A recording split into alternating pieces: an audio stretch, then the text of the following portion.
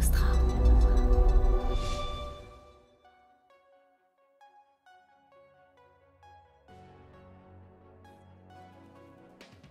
Claude Perdriel décide les couvertures.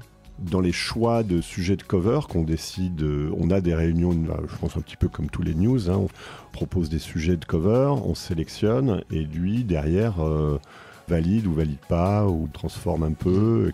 Mais dans le contenu du journal, il y a régulièrement ce qu'on appelle du service après-vente sur des articles qui paraissent dans le Canard, qui remontent régulièrement jusqu'à Claude Perdriel et Claude couvre totalement sa rédaction.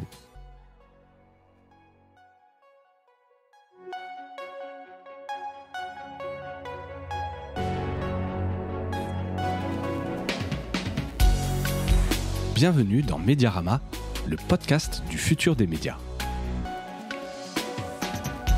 Je suis François Desfossés et chaque semaine, je rencontre des entrepreneurs, des têtes penseuses et des experts de la galaxie média. Ce podcast est proposé par Cosa Vostra, agence de conseil tech et créative. Retrouvez-nous sur cosavostra.com.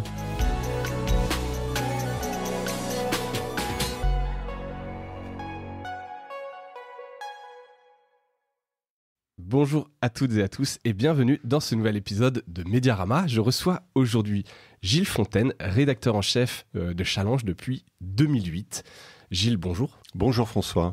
Merci d'avoir accepté cette invitation. Merci à toi, je suis ravi d'être là. Pour parler de Challenge, alors j'ai dit rédacteur en chef, mais tu es également depuis 2021 directeur de l'innovation. Oui. Donc on va pouvoir aussi parler de ça. Donc en 2-3 mots, tu es journaliste, ancien grand reporter et chroniqueur à Radio France. Donc voilà, tu connais quand même bien ce métier. Et puis c'était aussi sympa, comme tu es directeur d'innovation, on va pouvoir un peu aller sur ce terrain-là. La première question, pour trancher une bonne fois pour toutes, pourquoi est-ce qu'on dit challenge ? Parce qu'à chaque fois, tu vois, c'est un mot anglais. Alors, est-ce qu'on peut éclaircir ça une bonne fois pour toutes ? C'est pas challenge, c'est challenge. C'est un mot anglais, pourtant à la base. Il y a une petite anecdote là-dessus ? Alors, il y a l'anecdote, c'est que Challenge est né il y a 41 ans. Ouais. C'est un monsieur qui est décédé l'an dernier, qui s'appelle Patrick Fauconnier, qui avait créé Challenge sans S. Claude Perdriel a racheté le magazine quelques années plus tard, 87 ou 88, il me semble.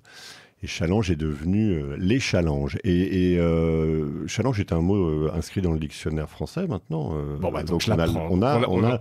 Et moi, mon grand plaisir, notamment quand je parle avec des Américains ou des Anglais, c'est de leur faire répéter. Donc, je suis Gilles Fontaine de Challenge. Et voilà, c'est très compliqué pour un anglophone. Gilles, c'est pas. Voilà. Non, c'est pas des trucs dont ils ont l'habitude. Donc Challenge, pour raconter un petit peu l'histoire aussi, c'est que tu me dis si ça t'intéresse. Dès que ça t'intéresse plus, tu me coupes. T'inquiète, je te le dirai.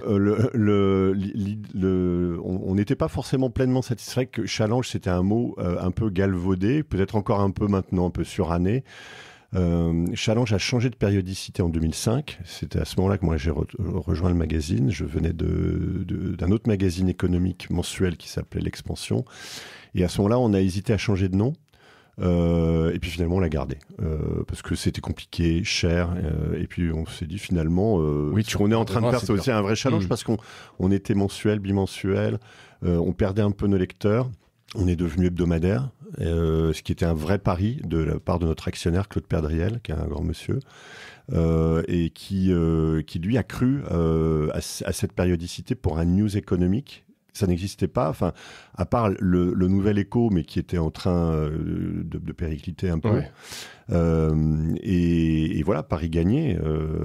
Les magazines mensuels économiques aujourd'hui se portent pas forcément très bien. Enfin, je vais pas citer de nom, mais c'est compliqué. On peut, mais on le sait. Enfin, c'est capital. C'est compliqué aussi parce que le métier, enfin notre métier même a changé et je pense que la demande. Et ça, on va en parler justement après des magazines économiques, c'est assez intéressant. Avant qu'on parte sur la carte d'identité de Challenge, un peu petite question comme ça d'introduction. Donc j'ai dit, tu es directeur d'innovation. A priori, donc innovation éditoriale, ça va pas toujours main dans la main dans les rédactions. Hein, il peut y avoir un peu de tension. Comment est-ce que toi tu fais la liaison entre les deux ? Parce que je pense que ça fait partie de notre métier en fait. c'est une comparaison peut-être un peu bizarre, mais je pense qu'on est un peu les mineurs de fond du 21e siècle, quoi. Notre profession est en train souffre beaucoup. Ouais. On le voit encore cette année, la commission de la carte de presse professionnelle distribue moins de cartes de presse. Ça baisse chaque année. Voilà, et ça, c'est pas une bonne nouvelle. On a été beaucoup secoué par le digital, par l'arrivée d'abord de Google, de Facebook, etc., qui ont eu un rôle quand même assez dévastateur, qui ont capté la valeur. et qui ont détruit de la valeur dans notre univers. Bon, ça, c'est des discussions qu'on a régulièrement avec eux, et parfois devant les tribunaux. Mais je considère, moi, qu'aujourd'hui, être journaliste, c'est aussi réfléchir à la manière dont on touche notre public, y compris un public qui ne nous connaît pas, évidemment. Parce que le problème de Challenge, c'est qu'on a un lectorat qui est fidèle, beaucoup d'abonnés, et des personnes qui ont à peu près mon âge, c'est-à-dire 56, 57 ans en moyenne, et qui vieillit avec nous. Donc, si on fait pas quelque chose, on va vieillir et on va mourir avec nos lecteurs. Avec vos lecteurs. Donc il faut aller ailleurs. C'est inéluctable, vous devez... Ah bah bien sûr, voilà. Et c'est une volonté de la direction de la rédaction. Alors moi, ça m'a toujours intéressé, j'ai toujours fait ça, un peu en sous-marin ou de façon complètement honnête et transparente. Et donc à un moment donné, Pierre-Henri de Menton, qui est le directeur de la rédaction, qui a succédé à Vincent Beaufils, tous les deux d'ailleurs m'ont dit, écoute Gilles, de toute façon tu fais ça pratiquement depuis que tu es rentré chez nous, donc assume-le, ça va être... Alors que ce soit clair, ils m'ont aussi précisé tout de suite que je n'avais absolument aucun budget, que je continue à me débrouiller à ma façon, mais moi je trouve que c'est bien aussi. On peut pas cramer de cash de toute façon, on n'est pas en mesure de le faire. Il faut du gras pour ça, comme on dit. Il faut du gras, la presse, il n'y a plus beaucoup de gras, donc c'est très difficile d'innover, d'où aussi les aides qu'il peut y avoir, que ce soit des publics, privés, Google, les aides publiques qui permettent quand même encore d'innover, de tester des choses. On passe à la carte d'identité de Challenge. Est-ce que si tu connais les chiffres, même oui, combien d'abonnés entre le print, peut-être numérique, est-ce que tu as un peu ces Bien sûr, on diffuse un peu moins de 200 000 exemplaires par semaine, avec 200 000 exemplaires papier. Voilà, papier, là je parle de papier. Qui reste quand même le cœur de notre business. L'abonnement l'abonnement, c'est plus de 85% en fait. Sur les 200 000, il y en a 85 qui vont directement aux abonnés. Le reste, c'est du kiosque. C'est du kiosque, voilà. Et le kiosque, ça reste très important parce que ça sert un peu de maître étalon pour la publicité. C'est-à-dire que notre régie publicitaire se sert de ça pour vendre les pages de pub dans Challenge. Et puis pour nous, c'est pas mal. On voit aussi l'intérêt. On fait pas énormément d'études lecteurs parce que ça coûte énormément cher. C'est pas toujours très fiable, etc. Mais un bon indicateur, c'est quand on fait une couve qui se vend plus que d'habitude. Ça veut dire que ça plaît, quoi. Donc on arrive à se situer un peu comme ça sur des couves un peu macro, comme les retraites ou des pubs business. J'ai pas compris tout de suite, mais en fait effectivement cette variable elle est sur les kiosques, parce qu'après les abonnés c'est pas d'une semaine sur l'autre. Si tu fais un bon numéro que tu vas avoir plus d'abonnés, c'est vraiment sur la vente en kiosque qui fait que vous savez si vous avez fait un bon job ou une belle couve, etc. Je pense qu'on fait toujours du bon job, bien sûr, mais après l'intérêt du lecteur effectivement varie en fonction des dossiers qu'on traite. Ok, et l'audience de Challenge sur le numérique? Et l'audience de Challenge sur le numérique, on se situe un peu en dessous de 2,5 millions, ce qui n'est pas satisfaisant pour nous. On en reparlera, mais on a des gros projets là, et on a restructuré pas mal à la fois les équipes, l'organisation. On est en train de refondre complètement back et front, et y compris sur le print d'ailleurs. On a nos systèmes éditorial qu'on est en train de mettre en place. C'est lequel? C'est Gaïa. Et voilà. Et donc, ça va être le gros chantier. Oui, voilà. Puis surtout que derrière, c'est la conduite du changement, ça change un peu les manières de travailler. Ça nous permettra aussi d'être en termes de flux plus, ce sera plus simple pour le journaliste, parce que c'est un problème que peut-être certains de mes confrères rencontrent encore aujourd'hui, mais c'est un peu un problème du XXe siècle, quoi. C'est qu'on n'a pas le même back-office pour le print et pour le web. Donc, vaste sujet, effectivement, on pourrait faire des épisodes là-dessus. Ouais. C'est des choses dont on parle effectivement un peu au quotidien, c'est pas évident. En tout cas, là, vous êtes là-dessus. Donc, 2,5 millions. Vos principaux canaux de monétisation, donc là on a parlé un peu de l'abonnement à 85%. Ouais, l'abonnement, la publicité qui marche très bien à Challenge, donc ça je laisserai mes camarades de la régie que tu inviteras une autre fois de donner les chiffres, mais la publicité marche très bien sur le print et sur le web. Et l'abonnement est encore très très faible. On est en numérique. En numérique, voilà.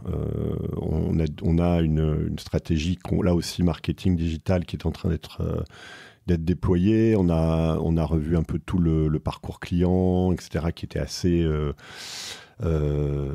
abîmé, disons, donc qui n'incitait pas forcément nos lecteurs effectivement. Donc il fallait vraiment être motivé pour. Ouais, il faut toujours l'être un petit peu, mais ça, voilà, pareil. 2023, c'est le gros chantier et on a des objectifs assez ambitieux là-dessus. Ouais. Ok, bon bah écoute, on pourra se revoir dans un an, voir si tout ça c'est réalisé. Ouais. En termes d'équipe, quelle équipe de journalistes, combien de personnes qui travaillent à la rédaction? On doit être, grosso modo, on doit être à peu près 70 cartes de presse sur rédaction print, rédaction web. Alors, je devrais pas dire ça parce qu'on a une rédaction qui est complètement maintenant, mais qui est complètement fusionnée. Mais surtout édition et rédaction écrivante, quoi. Voilà. Ouais. Et effectivement, on a eu un projet qui a été déployé il y a maintenant 1 an et demi. Ça, c'était la volonté de Pierre-Henri de Menton quand il est arrivé, de fusionner les deux rédactions, ce qui fait que tous les journalistes ont des vacations desk. C'est-à-dire que, alors, les rédacteurs en chef, c'est plus une permanence, une veille le soir jusqu'à 22 heures. Mais par contre, chaque journaliste de la rédaction a un jour dans le mois où il fait pendant la journée ou une demi-journée une vacation web. Vraiment faire du desk, quoi. Voilà. Très clair. Donc ça, c'est comme ça, voilà, que vous faites, et donc tous les jours, il y a plusieurs personnes qui sont dédiées. Voilà, c'est ça. Et donc, on a recruté il y a quelques mois Maxime Ansen, qui est arrivé comme rédacteur en chef web. Donc, c'est notre nouveau rédacteur en chef, qui est un mec super, jeune, qui vient de la Tribune, qui fait du très bon boulot. Et qui est très bien. On a bossé avec lui à la Tribune. C'est un très beau recrutement que vous avez fait. Oui, j'en suis persuadé. Humainement, c'est quelqu'un d'adorable, vraiment très sympa. Qui est lui aussi très ambitieux, qui a plein de beaux projets et puis qui a déjà commencé en restructurant un peu son équipe, en faisant des belles embauches, notamment au niveau de l'édition web, qui est c'était un peu notre point faible. Vous staffez là-dessus, voilà, on staffe. L'accent et des beaux recrutements. Je voulais qu'on parle rapidement, enfin, des relations que vous entretenez avec votre actionnaire majoritaire, Claude Perdriel, parce que c'est quand même un grand monsieur des médias. Je sais pas quels sont les objectifs de performance qui vous fixent, et quel avantage ça vous donne par rapport aux concurrents. C'est quoi la relation avec Claude Perdriel? L'avantage qu'on a par rapport à la concurrence là-dessus, c'est que, alors, je sais pas comment ça fonctionne ailleurs, mais j'ai fait quand même quelques rédactions. C'est un monsieur qui adore les médias, quoi. Vraiment, qui adore les journaux. Et qui considère que c'est obscène de gagner de l'argent avec la presse. Bon, nous, on aimerait bien, on n'est pas vraiment encore rentable, mais on fait tout pour l'être. Et qui investit en fait, beaucoup dans le magazine, dans le print, donc qui investit dans la promotion du magazine. On le voit avec vous voyez les affiches, les dos de kiosques, etc. On est très présent et on soutient beaucoup les kiosquiers. Qui est un métier quand même un peu difficile par moment, surtout on les voit disparaître malheureusement de nos rues, puis le Covid n'a pas aidé, etc. Absolument. Qui investit aussi également dans le digital et qui n'est pas du tout interventionniste sur le magazine. C'est-à-dire que la chose que Claude décide, Claude Perdriel, c'est les couvertures. Quand on dit qu'il les décide, c'est qu'il les valide ou ne les valide pas, mais c'est pas lui qui décide on met. C'est vraiment, voilà, ça, il considère que la couverture, c'est son truc. D'accord. Voilà. Mais dans les choix de sujets de cover qu'on décide, on a des réunions, je pense un petit peu comme tous les news, hein, on fait des réunions régulières là-dessus, où on propose des sujets de cover, on sélectionne, et lui, derrière, valide ou valide pas, ou transforme un peu, etc. Et voilà. Et donc ça se fait comme ça. Mais dans le contenu du journal, il y a régulièrement ce qu'on appelle du service après-vente sur des articles qui paraissent dans le Canard, qui remontent régulièrement jusqu'à Claude Perdriel, et Claude couvre totalement sa rédaction, comme Pierre-Henri de Monton d'ailleurs. Enfin, on est totalement... voilà, à partir du moment où on n'a pas écrit de bêtises, évidemment. Oui, bien sûr. Mais évidemment, enfin, ça c'est comme dans toutes les rédactions, ça peut cogner parfois un peu. Oui, je me souviens de Marianne, où il y avait une intervention d'actionnaire sur la couverture, etc. Mais en fait, là, c'est totalement assumé, c'est son truc. Voilà. Il le fait. Et il a quel âge aujourd'hui ?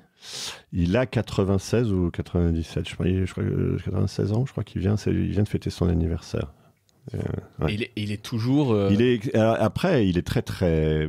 D'abord, c'est un industriel, hein, et donc son entreprise continue à marcher très bien. Entreprise dans les sanibroyeurs. Dans les pompes, etc.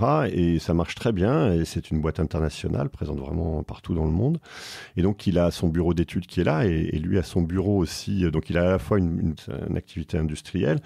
Et puis dans notre immeuble, donc on est dans le 7e arrondissement, entre la Tour Eiffel et les Invalides. Et dans l'immeuble, il y a Challenge, et il y a aussi Sciences et Avenir qui est présent, et La Recherche. Du groupe. Parce qu'on fait partie d'un petit groupe de presse dans lequel, donc outre Challenge, on a nos amis de Sciences et Avenir avec lesquels on fait souvent des choses ensemble, d'un point de vue éditorial ou aussi événementiel. Et puis il y a encore, mais ils ne sont pas localisés au même endroit, 2 magazines Histoire et Historia. Voilà.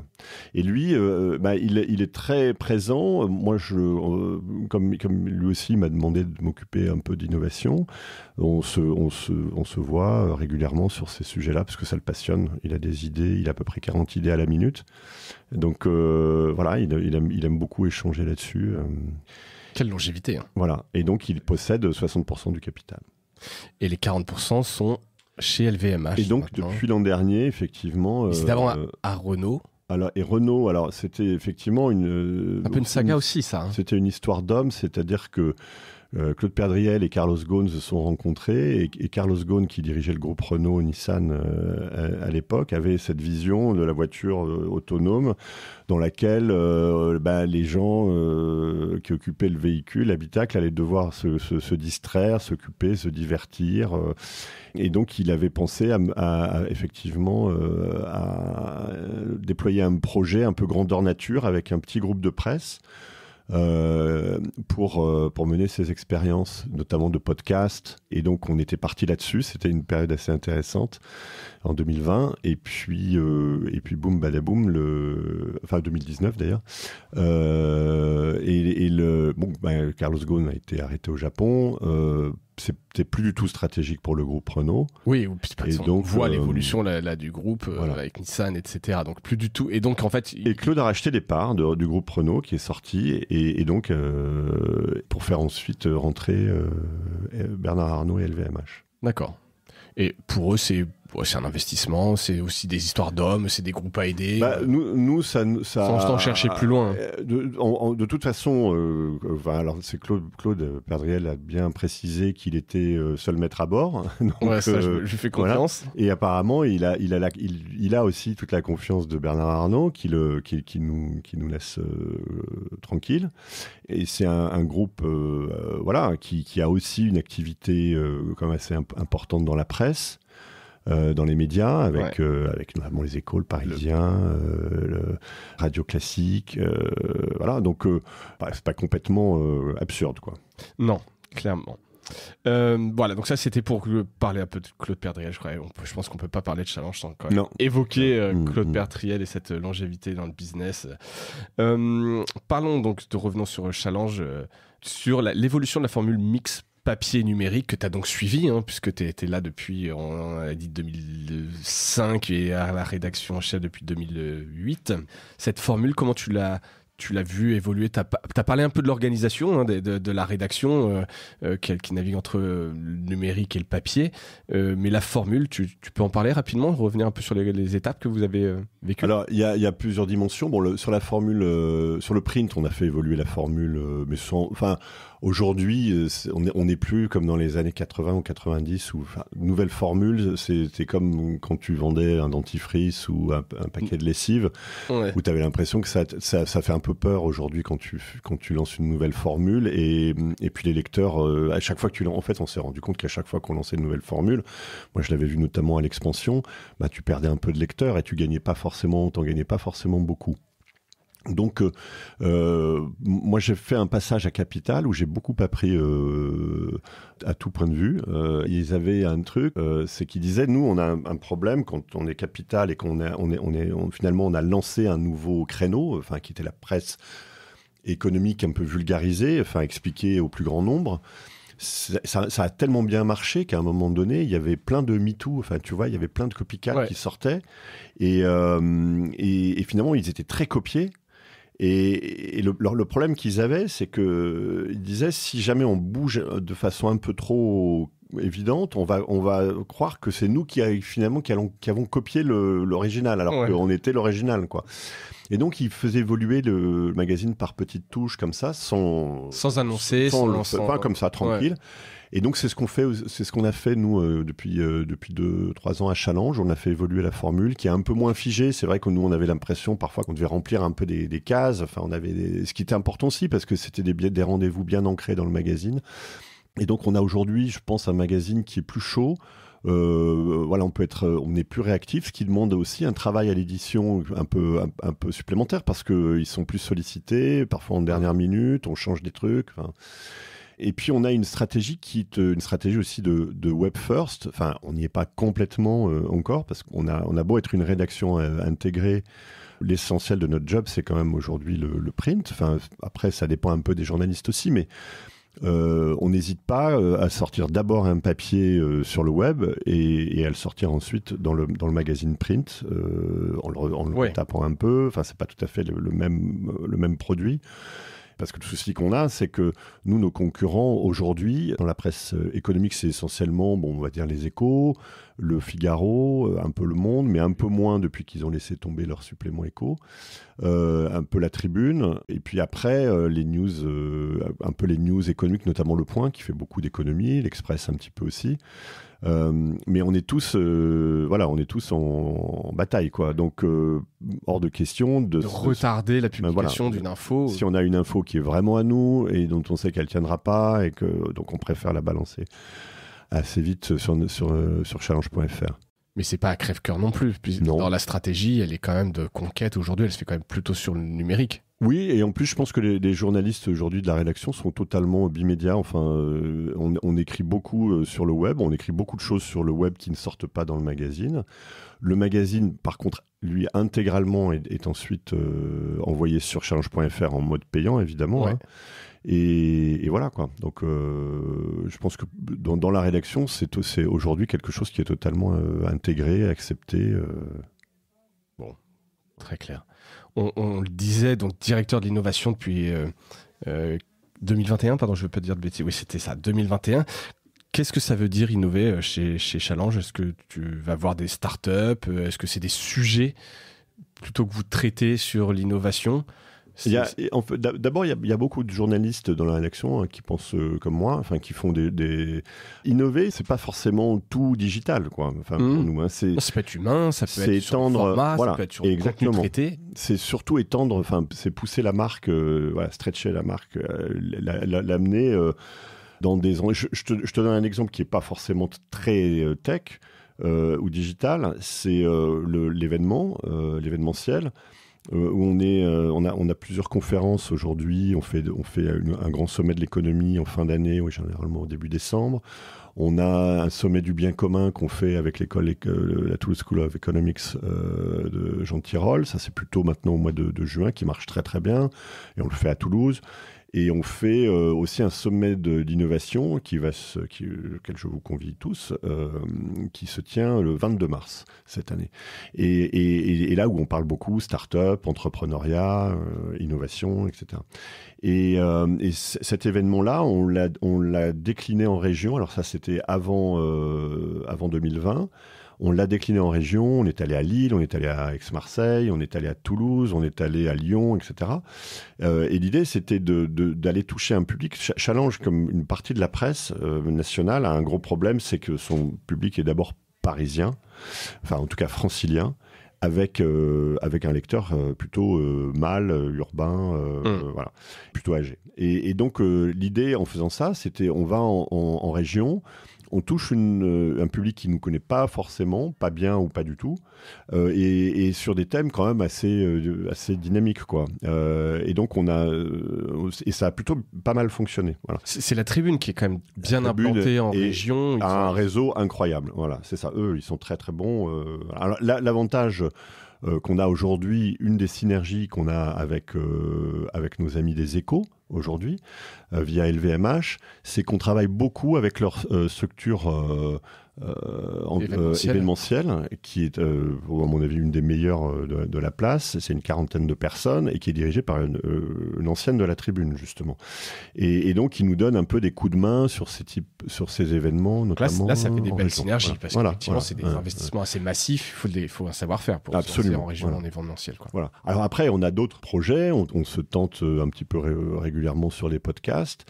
On fait aussi un peu de formation. On a fait un partenariat avec Corp Academy, par exemple, pour faire des MOOC, où voilà, on travaille sur un modèle qui est très B2B et qui nous intéresse bien, où on construit des petites formations en format MOOC et on diffuse ça sur leur plateforme, sur des thèmes comme, alors pour le coup, c'est des thèmes assez tech, cybercriminalité, crypto-monnaie, intelligence artificielle, etc. Ça c'est la rédaction qui les écrit. Ce sont nos journalistes. Notamment, il y a un journaliste qui travaille avec moi qui fait ça très bien, qui s'appelle Paul Loubière. Et on fait tout in-house, c'est-à-dire que Paul écrit ses cours. Hein, et ensuite, on fait l'enregistrement. C'est moi qui fais la voix, pour tout te dire. Et puis, on fait le montage, on fait du motion design un peu dessus. On a un gars qui fait ça très bien. Et puis, on livre ça. On livre le tout à Corp Academy. Vraiment le produit final. C'est pas juste la trame, quoi. L'idée, c'est que on a des compétences en interne, ça va nous occuper du temps des journalistes. D'ailleurs, les journalistes sont rémunérés en fonction de ce qu'ils fournissent aussi comme travail. Hein. Plus de ça, c'est toujours une curiosité. Ils le font sur leur temps de travail, mais ils sont rémunérés en plus parce que c'est pas exactement dans leur job desk, enfin dans leur fiche de poste. C'est-à-dire qu'on gagne de l'argent avec ça, donc c'est normal qu'on leur redistribue une partie de l'argent qu'on gagne avec, quoi. Ouais. Voilà. Et ils ont pas de problème pour faire ce genre de choses, parce que sans tomber dans le cliché, mais souvent le journaliste il a un peu de mal à faire autre chose, quelque chose il va peut-être juger trop commercial ou. Là c'est pas. Là on est sur quand même sur du contenu. Le magazine, le magazine aussi, c'est un produit que tu vends à la fin, tu vois, à la fin de la semaine. Hein, bien sûr. Non, enfin d'abord c'est sur la base du volontariat, donc si t'as pas envie de le faire, tu le fais pas. Les podcasts, on a aussi essayé de retenter un peu des choses. Là, on travaille beaucoup aussi avec la régie là-dessus parce que c'est un produit. Enfin, tu le sais mieux que moi. On en fait pas mal, mais alors je voudrais vous travailler beaucoup avec ETX Studio. Alors ETX, on a travaillé avec eux à un moment donné quand on avait dans ce grand projet. Ouais, quand il y avait le grand projet de Renault à l'époque. Là, en fait, ce qu'il faut comprendre, c'est que nous, on a poussé les feux à ce moment-là. On avait en plus un actionnaire qui nous finançait ce projet. On a dépensé beaucoup d'argent, à mon avis, on l'a mal dépensé et on a produit quelques podcasts en pilote qui étaient très bien. Mais tout est tombé, tout s'est arrêté net quand Renault est sorti. Et finalement, le podcast, on s'est un peu arrêté. Alors, la façon... Il en reste quelque chose de ce projet ? Non. Si ce n'est les podcasts, éventuellement la volonté de certains journalistes de faire des choses, etc. Ouais. Mais le problème là-dessus, c'est que je te parlais des MOOC. Les MOOC, je sais que je vais gagner de l'argent avec. Donc, et j'ai pas besoin de mettre de la publicité. Ce qui est formidable, en fait, dans la presse. C'est ça qu'on doit rechercher. On viendra peut-être au sujet des newsletters tout à l'heure. Mais c'est aujourd'hui notre modèle. C'est effectivement des vraies diversifications. Serviciel, payé, indépendant de la pub. C'est ça, c'est un produit qui n'est pas rémunéré, que tu ne dépends pas à 100% de la publicité. Et aujourd'hui, c'est vrai que sur le podcast, c'est un petit peu le cas. Alors, on se rend compte aussi qu'on a, à travers plein de choses, par exemple, on a Patrick Artus, l'économiste, qui vient une fois toutes les 3 semaines à la rédaction pour discuter avec les journalistes, qui donne sa vision du monde, etc. Et de l'économie en particulier. Assez passionnant, ça dure une petite heure, une heure. C'est pas filmé, enregistré ? Eh ben non, il y avait rien du tout. C'était un truc un peu derrière les portes fermées. Et avec Pierre-Henri, on s'est dit, mais c'est dommage, on a ce contenu extraordinaire. Pourquoi est-ce qu'on l'envoie pas en podcast ? Et donc, c'est ce qu'on fait là, déjà depuis plusieurs mois. On prend pas 1 heure parce qu'on trouve qu'1 heure, c'est quand même beaucoup. Je sais pas, dans le podcast, 1 heure, ça passe vite, hein. Ouais, mais bon, on a voulu se tester. Non, mais vous enregistrez. C'est surtout qu'en fait, tu vois, quand il vient, il va pas parler d'un thème en particulier, mais on a le temps en 1 heure d'évoquer 3 grands sujets. Donc, on le découpe en 3 fois 20 minutes. D'accord. Et puis, ça fait un peu de volume par ailleurs. Bien sûr. Et donc, voilà. Et puis, on a commencé à le diffuser un peu sur les plateformes. Gratuitement ? Oui, pour le moment gratuitement, et on espère pouvoir le monétiser d'une manière ou d'une autre. Ça pourrait être un super avantage pour les abonnés. Tu vois, ça se fait maintenant. Le New York Times le fait. Quand tu es abonné, tu as des podcasts qui sont réservés aux abonnés. Là, c'est quand même une matière incroyable. Ça doit être de haut niveau, la discussion. C'est des journalistes quand même échos en face, donc ça doit être un peu de haut niveau. Tu te dis, tiens, tu as accès à ce podcast et tu as un truc... je pense que ça pourrait se tenter. Alors nous, effectivement, on réfléchit un jour à offrir ce package, tu vois, du podcast, des newsletters, des choses comme ça à nos abonnés en plus. Pour le moment, on se teste aussi, si tu veux. C'est quelque chose, là encore, ça ne nous coûte rien, à part mon collègue Charlie, qui est le même qui fait le motion design pour les MOOC, qui est un type incroyable. Couteau suisse. Voilà, exactement, et qui fait ça très bien, et puis on le redécoupe, on l'envoie sur le... Voilà, c'est un peu de temps, mais on dépense pas des 1000 et des 100 pour ce projet-là, et puis on essaye de se tester, puis on a d'autres projets dans les podcasts là qui sont plus, on a essayé aussi du vodcast, tu sais, le format voilà, où tu fais un peu d'images, un peu ou des photos, enfin, et on essaye un peu de tout, quoi. On a essayé des conférences, mais là c'est des choses qu'on arrive à monétiser sous la forme avec un sponsor. On a fait aussi des formats assez haut niveau sur la transformation digitale, sur voilà. C'est la régie qui vend ça, le sponsor. Et derrière, c'est la régie qui le vend, voilà. Et elle va le voir. Alors là, c'est pas la curiosité, mais elle va voir le sponsor avant. Il signe et vous produisez, ou c'est l'inverse, vous produisez, vous cherchez un sponsor. On fait le. Pour le moment, oui, on n'a pas non plus une équipe. Pléthorienne, tu vois, on peut, moi aussi, mes journées ne font que 24 heures, j'essaie de dormir et de m'amuser un peu, donc, concept bourgeois pour certains.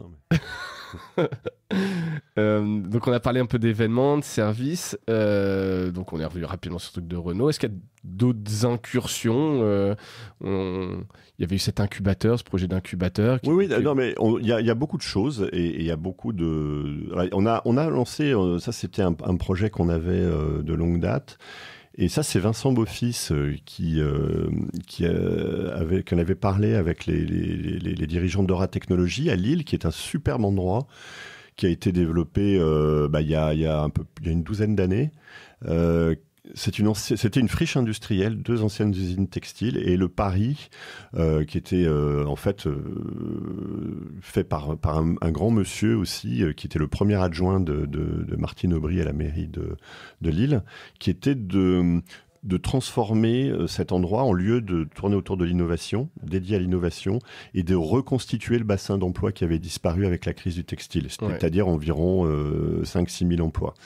Et de le faire en 10 ans, ils ont gagné leur pari. Et donc, ils ont créé cet endroit je te dis, il y a une douzaine d'années, ils l'ont inauguré, ils ont fait venir des boîtes de tech, donc IBM est sur le campus, Capgemini sur le campus. Et nous, on a ouvert avec l'ESJ et France Télévisions nous avait rejoint. On a ouvert un incubateur là-bas. Vous nous aviez aidé d'ailleurs sur le dossier de subvention, etc. Et puis il y a une crise du Covid qui est passée par là. Ça s'est pas très bien passé. C'est un endroit qui est aussi très tenu. Enfin, c'est très politique parce que il est financé par les collectivités locales.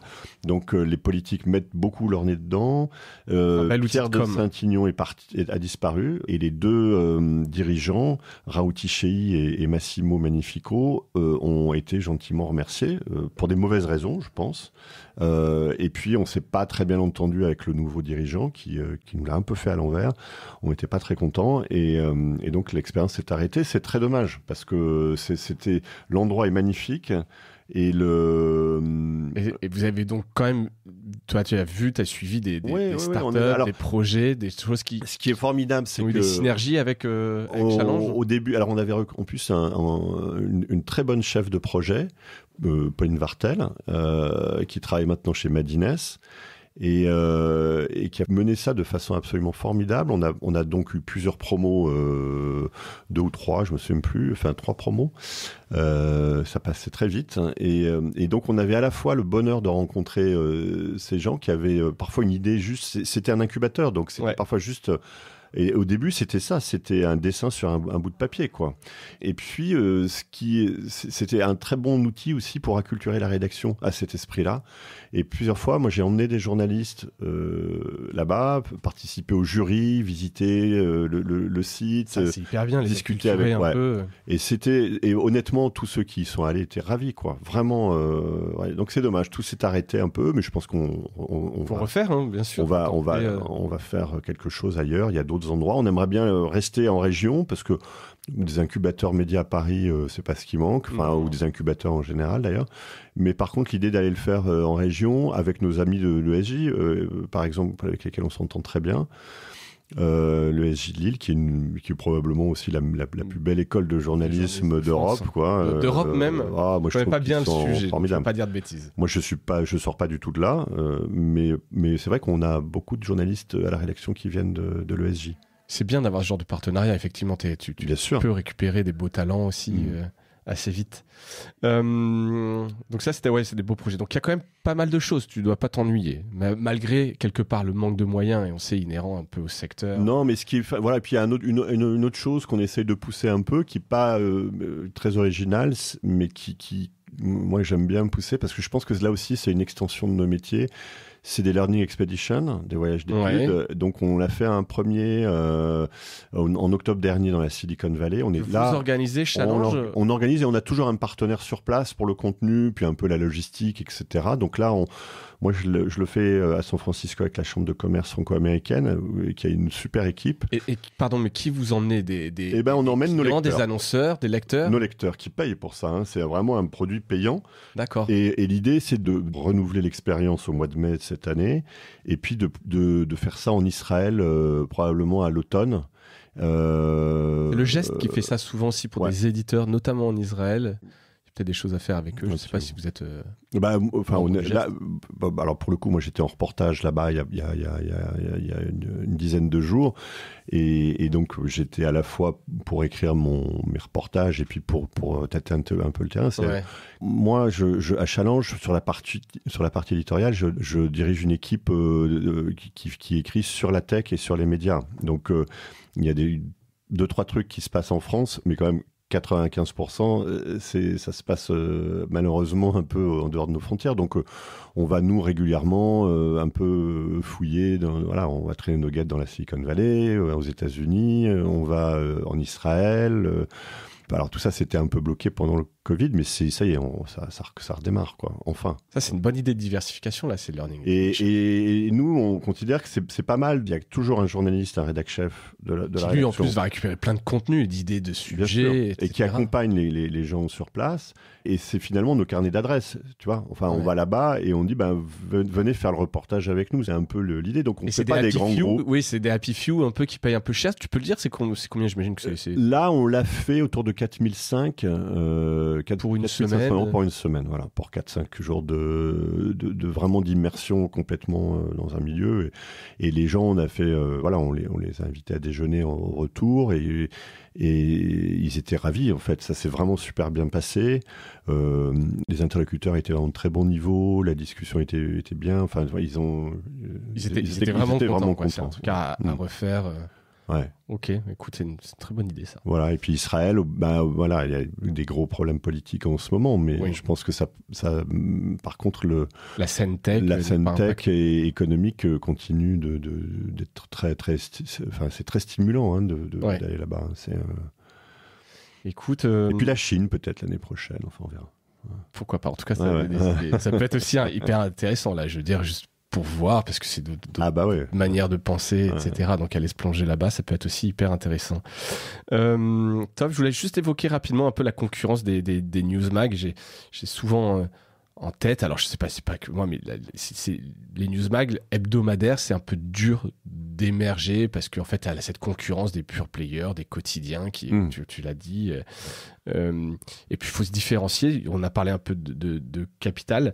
Qu'est-ce que vous faites, vous, justement? Alors, t'en as un petit peu parlé, il y a le desk, etc. Mais est-ce que c'est plus dur pour les newsmag de survivre dans une transition numérique? Nous, on a quand même, on n'est pas, contrairement à ce qui a pu être dit à un moment donné, on reste quand même un magazine économique, enfin tourné vers l'économie et la politique. Voilà. On fait pas de faits divers, on fait pas de sport, pas d'info générale, ou pas d'info générale. Ou le sport, on le traite toujours. En fait, on va le traiter sous l'angle business, ce qui est passionnant par ailleurs. Il y a des choses à dire. Oui. Mais et ça, je pense que ça nous aide beaucoup. C'est-à-dire que nous, on aime les entreprises et on aime l'économie et on aime en parler, quoi. Voilà. Et je pense je considère qu'on a de ce côté-là une des plus belles rédactions de la place de Paris, qui est assez capée. On a un problème. Le seul problème, c'est un problème de churn. On n'a pas de churn chez nos journalistes. Chez les journalistes. Chez nos journalistes, voilà, on arrive à garder nos rédacteurs et rédactrices. Et pourtant, en ce moment, ça bouge beaucoup dans les rédactions. Il y a des appels d'air de partout. Capital qui a son projet d'hebdomadaire, donc on va voir ce que ça donne. Ils vont venir nous percuter un peu plus. Donc, il faut qu'on se prépare pour ça. Certains de nos journalistes, cette année, enfin, en 2022, ont été chassés 2 fois, 3 fois. Et ils sont pas partis. Ouais. Et je pense que ça tient, parce que je pense qu'ils ont à la fois l'ambiance, il y a une bonne ambiance dans cette rédaction, il y a beaucoup de talent, et puis je trouve qu'on fait à la fin de la semaine, on fait un très très beau magazine. Et on est content d'être là. Donc, quand on lâcher la proie pour l'ombre, surtout en ce moment, c'est parce qu'il y a quand même aussi l'émergence de tous ces pure players, et on en avait déjà parlé, des podcasts, des médias plus petits. Je pense par exemple celui de Mathieu, mon associé, la Martingale, tu vois, sur les finances perso, des choses très incarnées, très agiles. C'est quand même des défis pour vous, c'est quand même une concurrence quelque part, même si c'est petit, vous les voyez, ça grossit, il y en a plein, on pourrait citer plein d'exemples. Vous aurez jamais, vous, cette agilité-là? Comment est-ce que vous les appréhendez? Comment vous appréhendez cette concurrence? Alors d'abord, on n'aura jamais cette agilité, je ne sais pas. C'est aussi une question de moyens et d'organisation. Ça, on ne le fait pas assez, je pense, donner peut-être plus de temps aux gens pour créer, pour innover, je sais qu'à un moment donné, c'était très à la mode, tu sais, dans les boîtes de tech, on leur laissait... Ouais, un jour, projet perso. Mais alors, apparemment, ça n'a pas donné grand-chose. Je pense que les mecs, ils peut-être passaient la journée à s'occuper des enfants, ce qui est peut-être beaucoup mieux, enfin, tu vois, ou de regarder des séries à la télé, je ne sais pas. Mais enfin bon, ça, on est un peu revenu de ça, mais En tout cas, il y a une volonté de la part de la direction de la rédaction de laisser les gens faire. Ouais. L'essentiel, c'est que voilà, si quelqu'un a une idée d'un sujet, un nouveau secteur, un format, une newsletter, un podcast, il peut aujourd'hui venir vous voir en disant tiens, je vais absolument lancer un nouveau truc et même l'incarner, parce qu'en fait on sait, hein, c'est pas un secret, mais c'est qu'il faut maintenant des communautés, des choses plus niche, très incarnées. C'est un peu ce qui fonctionne comme modèle. C'est carte blanche chez vous pour les journalistes qui veulent aller mais là-dessus. après, si tu veux, sur des projets plus... Alors, si tu veux un podcasteur, le podcast, nous, on veut bien y aller, mais il faut qu'il y ait un modèle économique derrière. Ouais. Voilà, donc on peut faire beaucoup de choses, on peut tout faire, mais si à la fin de la journée, on épuise nos équipes et que ça nous ramène pas un centime, c'est compliqué, quoi. Ouais. Enfin, donc voilà. Donc nous, on regarde, évidemment qu'on regarde ça de très près. Les newsletters, pareil. Ça sera aussi un gros chantier cette année. On va commencer à lancer. On va commencer cette année à lancer des choses plus incarnées, etc. Pour le moment, on a nos bêtes newsletters automatiques, mais c'est pas avec ça que tu innoves. Non, la même veine, il faut que ce soit incarné. Et après, on n'est pas à l'abri.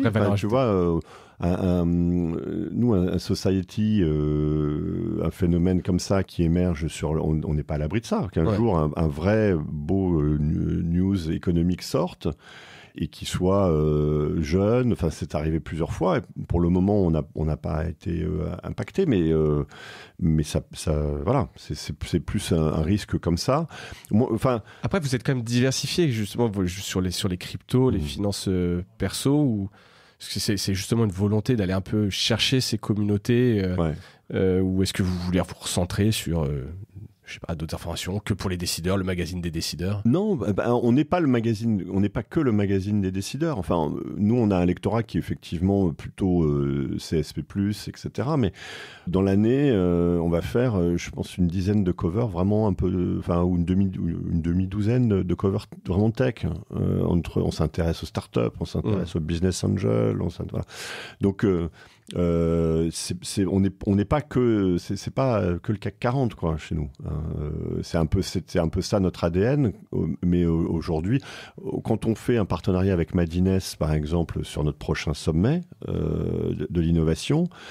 D'abord, l'équipe de Madines, c'est des gens qu'on respecte beaucoup, qui font un très bon produit, qui font et qui peuvent nous apporter énormément. Et nous, dans l'autre sens, pareil, on croit qu'on peut, en cumulant et en mêlant nos forces, on peut faire quelque chose de bien en commençant par l'événementiel. Donc on fait des choses comme ça peut nous attirer un public un peu neuf, des nouvelles idées, des nouveaux formats, donc vous feriez des opérations de croissance externe, par exemple, je pense à Madines, ça pourrait avoir du sens pour vous de racheter un Madines. Je sais que t'es pas Claude Perdriel, c'est pas ton argent, mon argent, mais en tout cas, non, c'est pas. Enfin, d'abord Claude, lui, quand il rachète, il faut il veut être chez lui, quoi.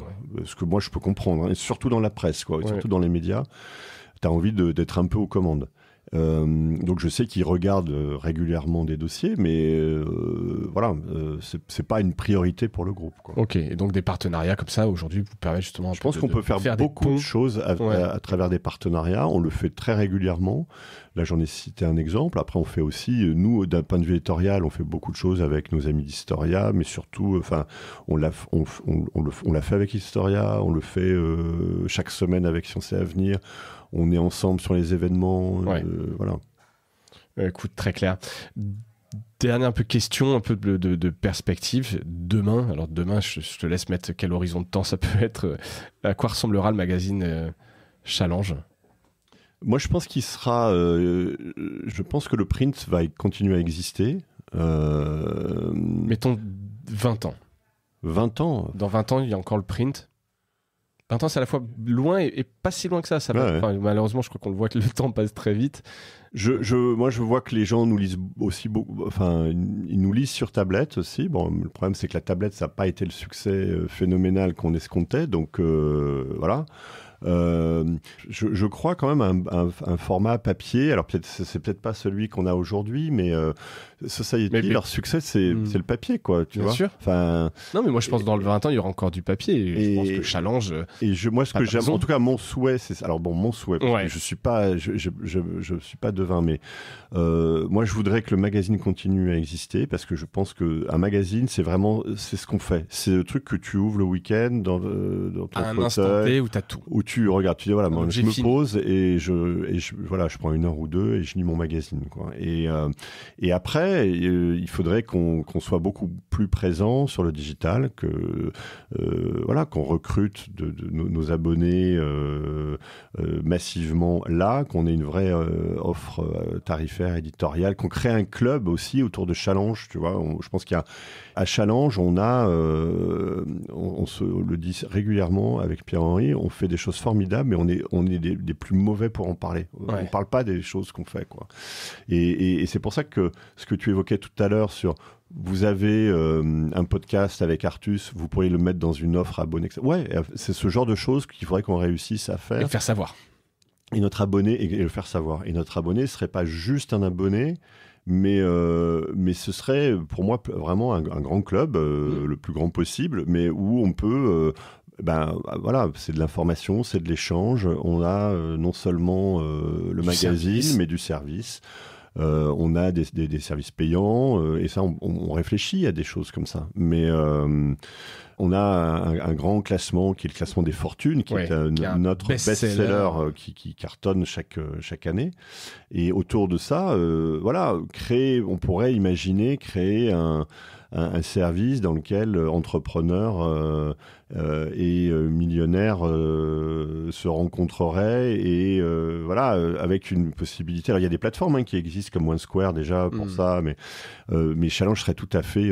D'ailleurs, on a aussi un partenariat avec OneSquare, mais on a tout un tas de services qu'on pourrait nous mettre en place en plus de notre offre éditoriale. Oui, vous seriez assez central et avec des bons partenariats, etc. Un peu comme ce qu'on fait dans la formation avec les MOOC, mais aller plus loin encore là-dessus, quoi. Ça laisse un peu de travail et de chantier à mener. Bah écoute, ouais, mais c'est passionnant. Vraiment, je trouve que c'est bien de vivre cette période-là, d'être bousculé, de se remettre en question, puis de continuer chaque semaine à sortir un magazine formidable. Malgré tout, chaque semaine, exactement. Voilà. Non, mais tu as raison et je le dis souvent. On travaille dans un secteur qui est compliqué, mais c'est une vraie chance parce que c'est passionnant et vivre cette transformation, c'est quand même passionnant. Ouais, et puis vous êtes du bon côté, vous formez, vous nous conseillez, vous. On essaie en tout cas d'apporter notre pierre à l'édifice, mais c'est vous qui le faites en l'occurrence. Ce travail, c'est vous qui sortez notamment ce magazine. La dernière question, Gilles, c'est savoir si tu as vu dans la semaine un truc cool que tu veux nous dire. Alors ça peut être, je le dis régulièrement, un podcast que tu as écouté, un livre, un film que tu as vu, une série, un modèle de voiture ou une belle boîte tech où tu vas te dire ça c'est sympa, tu vois. En fait, moi il y a 2 petites choses comme ça. Il y a un très bon bouquin qui est sorti qui s'appelle Cheap War, qui a été écrit par un gars je crois qui s'appelle Chris Miller et qui raconte toute l'histoire de la guerre des semi-conducteurs et en fait il part d'un postulat de départ et il dit on dit tout souvent que la data c'est le pétrole du 21e siècle et il dit en fait non, le pétrole du 21e siècle c'est les semi-conducteurs, c'est les puces et les semi-conducteurs et qu'il y aura des énormes enjeux de souveraineté et on les voit déjà aujourd'hui et puis un podcast, il y a un truc que j'aime bien qui est dans un univers complètement différent que j'ai écouté, que j'ai absolument dévoré, c'est La mécanique des épidémies. Je crois que c'est sur France Culture. En tout cas, c'est un podcast Radio France. Moi, j'aime beaucoup tout ce que fait Radio France. Enfin, parce que j'y suis chroniqueur, j'adore aller là-bas, j'adore les gens qui il y a un travail fantastique. Et voilà. Et c'est dans cette période où il y a eu des critiques un peu sur le service public, etc. Je pense il y en aura toujours. Il y en aura toujours, évidemment. Toujours. Mais c'est bien de le rappeler.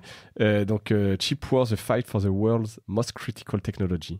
Je sais pas s'il a été traduit en français. En tout cas, je mettrai le lien. Je suis pas sûr, ouais. Et donc, le podcast, donc je chercherai sur la mécanique des épidémies. Voilà, je te l'enverrai, sinon je t'enverrai le lien. Et je mettrai ça dans les notes de l'épisode. Gilles, merci. Est-ce qu'il y a François. Une question que je t'ai pas posée que tu aurais aimé que je te pose? Juste pour l'exhaustivité du travail. Écoute, on a essayé de couvrir. C'est une très bonne question, mais franchement, je pense qu'on a couvert beaucoup de choses. Eh ben, écoute, si des questions viennent, on n'hésitera pas peut-être à se revoir dans un an, comme je disais, pour voir comment... Avec plaisir. Comment tout ça a avancé. En tout cas, merci beaucoup pour ton temps. C'était un vrai plaisir de t'avoir. Merci de m'avoir accueilli, c'était sympa. Et merci à toutes et à tous d'avoir écouté cet épisode. Et je vous dis à bientôt. Salut.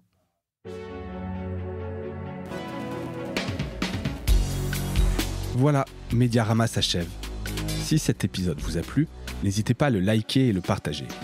Et puis, si vous souhaitez être accompagné par notre agence Cosa Vostra, contactez-moi par mail mediarama@cosavostra.com. Portez-vous bien.